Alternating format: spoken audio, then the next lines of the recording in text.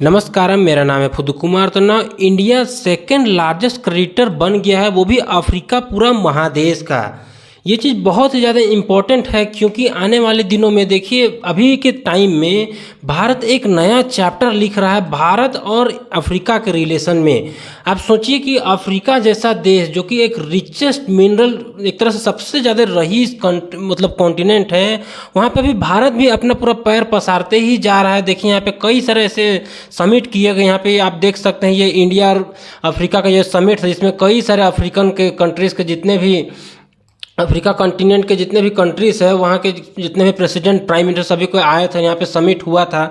और अब धीरे धीरे हो क्या रहा है कि धीरे धीरे यहाँ पे इंडिया ना वहाँ पे क्रेडिट मतलब कि पैसा वहाँ पे बहुत ही ज़्यादा इन्वेस्ट कर रहा है, बहुत ही ज़्यादा इन्वेस्ट कर रहा है। मतलब कि लगभग अगर बताओ तो 32 बिलियन यहाँ पे अभी बिलियन डॉलर अभी तक में से इन्वेस्ट कर दिया गया है अफ्रीका में।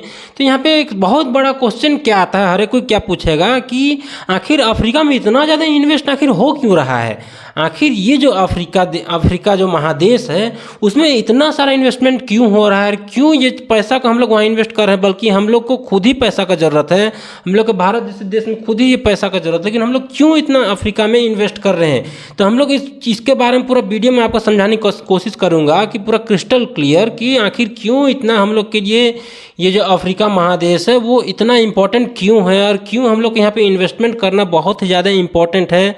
तो वीडियो में आखिर तक बने रहिएगा। देखिए तो शुरुआत हम लोग कहाँ से करते हैं कि सबसे पहले तो आप इस वर्ल्ड मैप को देखिए।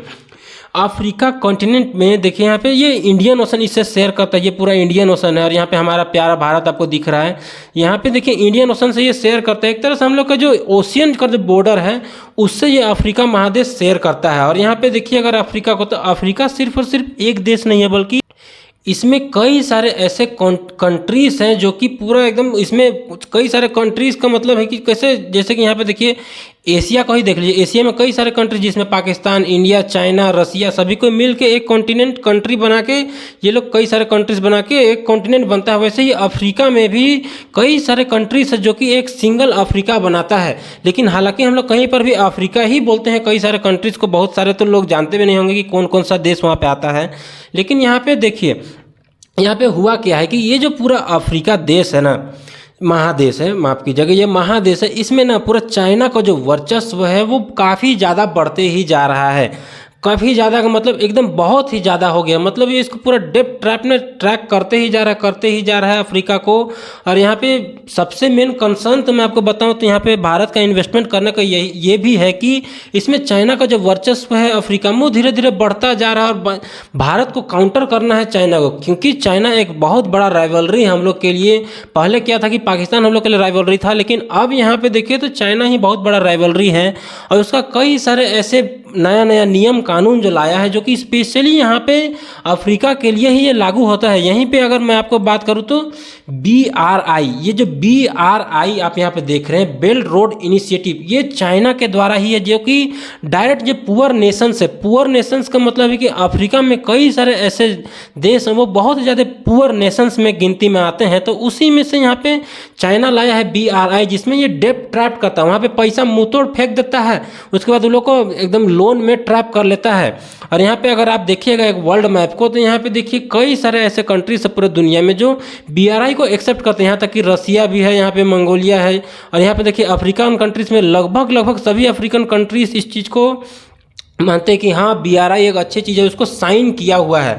हमारे ये कुत्ता वाला जो देश है यहाँ पे पाकिस्तान, वो भी इसको एक्सेप्ट कर ही लिया है।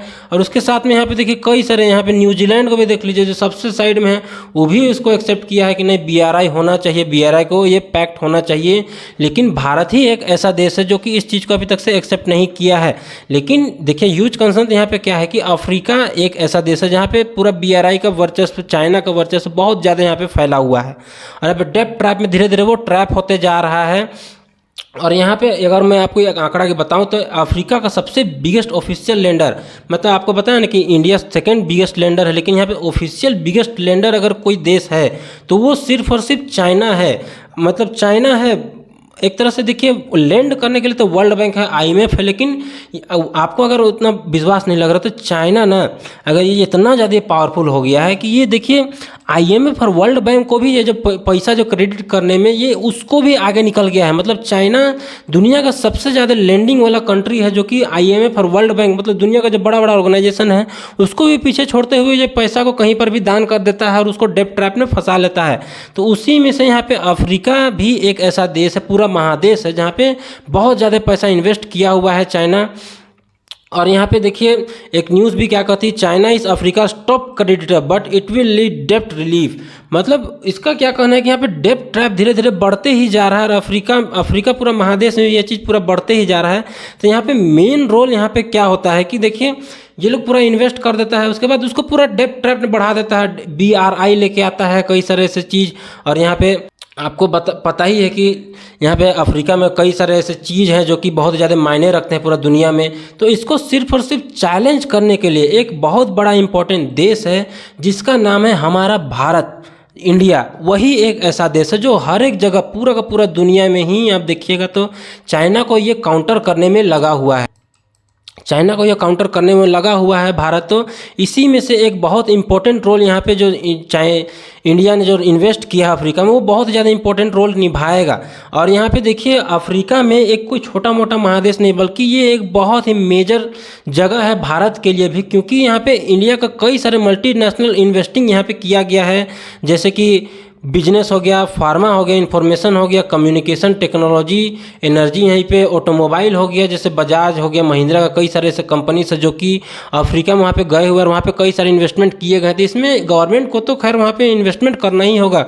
और यहाँ पे दूसरा बहुत बड़ा रीजन क्या है अफ्रीका में कि वहाँ पे ना अगर एक आंकड़ा में देखा जाए तो अफ्रीका को richest continent in the world कहा जाता है। अभी के लिए अगर हम लोग देखें तो अमेरिका को बोला जाता है कि सबसे बड़ा रईस देश है, लेकिन यहाँ पे अगर पोटेंशियल की बात किया जाए, पोटेंशियल जैसे कि वहाँ पे गोल्ड हो गया, प्लेटिनम हो गया, सिल्वर हो गया, डायमंड हो गया, वहाँ पे कई सारे खेती बाड़ी होता है, पल्सेस हो गया, तो सभी चीज़ को अगर मिलाए ना तो पूरा का पूरा अफ्रीकन कॉन्टिनेंट में सबसे ज़्यादा रईस देश है।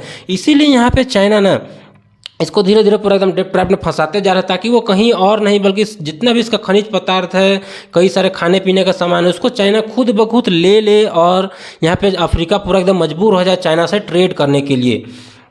और यहाँ पे देखिए ना इस एक आंकड़ा क्या कहती है कि अफ्रीका मतलब 30% उसका जो पूरा वर्ल्ड का मिनरल रिजर्व है वो सिर्फ और सिर्फ अफ्रीका में ही है।